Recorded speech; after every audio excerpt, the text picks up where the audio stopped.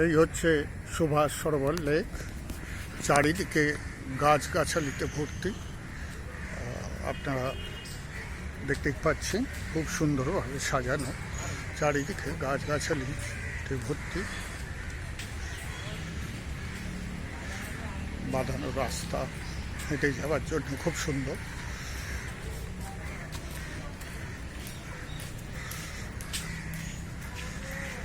যেদিকে তাকাবেন প্রকৃতি সবুজ সবুজ গাছে ঘেরা অসাধারণ দৃশ্য। সামনে হচ্ছে বিশাল জলাশয় অর্থাৎ লেক। এখানে প্রচুর লোক আসে মাছ ধরতে এবং বছরে বেশ কয়েকবার বোধহয় মাছ ধরা কম্পিটিশানও হয়।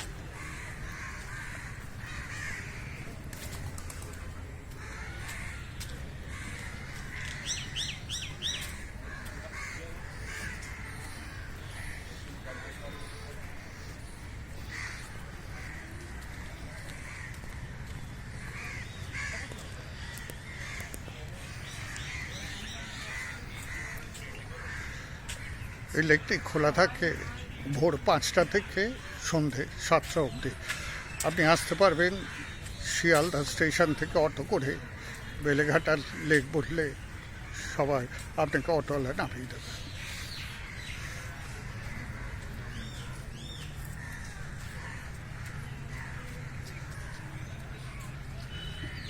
এই দেখতে পাচ্ছেন সামনে বিশাল জলাশয়।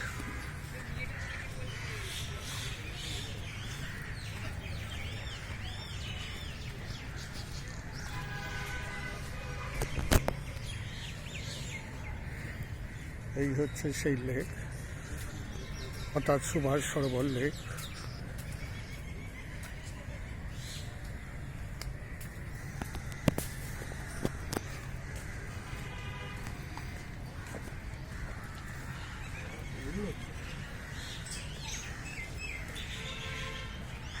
খুব সুন্দর গাছে ঘেরা, বেশ কিছুটা সময় সেখানে কাটাতে পারবেন।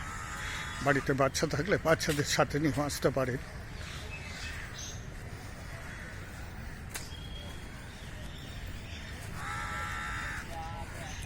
দেখুন সামনে মাছ ধরছে, এখানে প্রচুর লোক আসে মাছ ধরতে।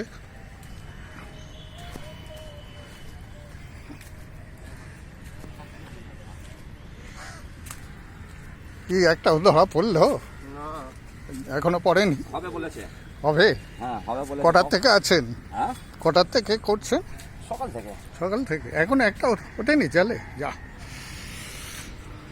হবে বলেছে, কখন হবে বলতে পারবো না।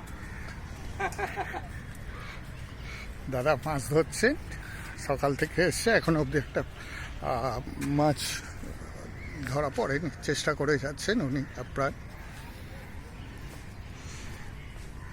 বাচ্চাদের এখানে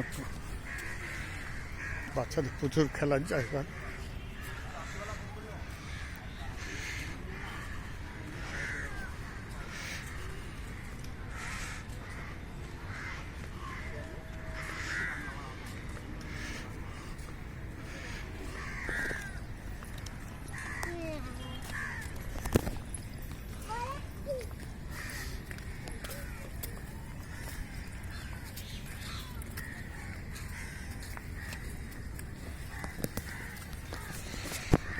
আর একজন ব্যক্তিও তিনটে শিকার ফেলে বসে আছেন।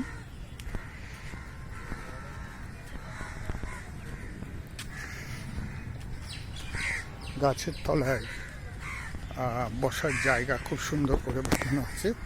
প্রচুর মানুষ প্রত্যেক দিন এখানে আসে সময় কাটাতে।